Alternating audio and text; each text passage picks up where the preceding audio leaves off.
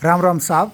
साहब, हम जानना चाहते हैं कि जब इंसान अपना मृत्यु के बहुत नज़दीक होता है, समीप होता है, तो उसके अलग अलग चित्त में अलग अलग तरह के उसमें फीलिंग भाव आते हैं।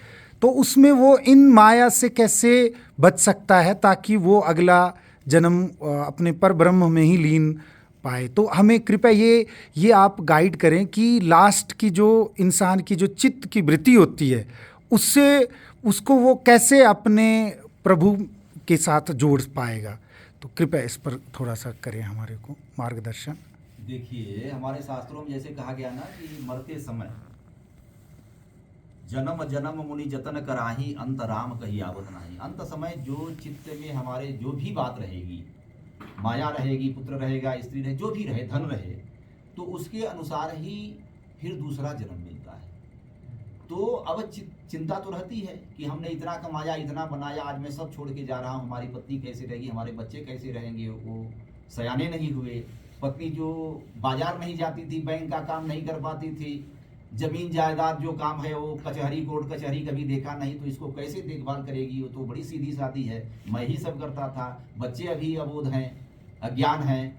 तो अब इसी चिंता में अगर जीव रहता है तो इसी के अनुरूप उसका जन्म होगा।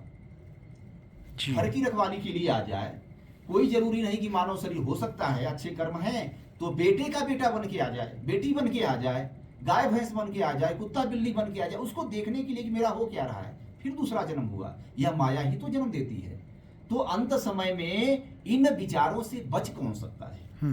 दो लोग बच सकते हैं, एक ज्ञानी और एक भक्त। इस दोनों श्रेणी कहा गया ना जी। तो ज्ञानी कैसे बचेगा कि वो जानता है कि न पत्नी मेरी, न पुत्र मेरा, न तो खुद से मेरा शरीर मेरा, इसको छोड़ना ही है जी। तो हम जैसे पढ़ रहे हैं, ज्ञानी नहीं, उस अवस्था को पहुंचा हुआ ज्ञानी वो जानता है, तो मरता नहीं है, वो अपने आप प्राणों का उत्सर्ग कर लेता है। वह योग के द्वारा अपने प्राण को पंचभूतों से खींचकर फिर ब्रह्म में ले आकर वो ईश्वर से एकाकार हो जाता है। वो परम ज्ञानी की बात चल रही है। भक्त कोई भी हो, भक्त बच जाएगा, क्योंकि भक्त अपने आश्रय नहीं रहता है, भगवान के भरोसे रहता है। तो उसे विश्वास होता है कि भगवान जैसे हमारा जीवन उन्होंने पूरा किया सहारा देकर, वैसे ये अपना घर कुटुंब परिवार मैं थोड़े चलाया हूँ। भक्त को ये विश्वास रहता है ना कि परिवार का पालन कौन किया, मैं किया।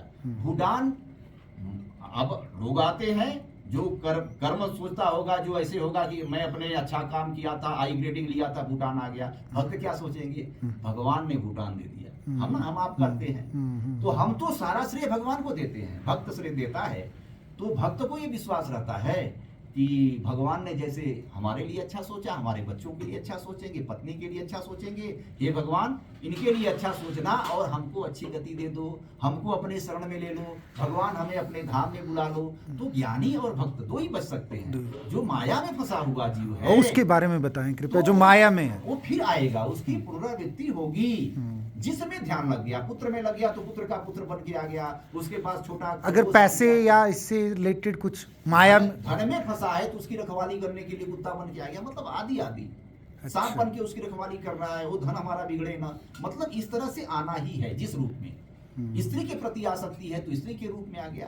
तो कहा ही गया है कि मन में उस समय जो वृत्ति रहे शरीर छोड़ते समय, तो वही उसको उसी प्रकार का जीवन उसको मिलता है। बच सकता है ज्ञानी और भक्त। इसलिए ज्ञान तो बड़ी ऊंची चीज है, वहां नहीं पहुंच सकते। हाँ, थोड़ी भक्ति है हमारे अंदर, थोड़ा भगवान पर विश्वास करते हैं, तो उसके ऊपर समर्पित हो जाने कि प्रभु आप देख लेना, मैं तो चला, कहाँ चला, आपके घर आ रहा हूँ, हमको भी देख लेना और हमारे बच्चों को भी देखना, आप जैसे हमको देखें इनको देख लेना।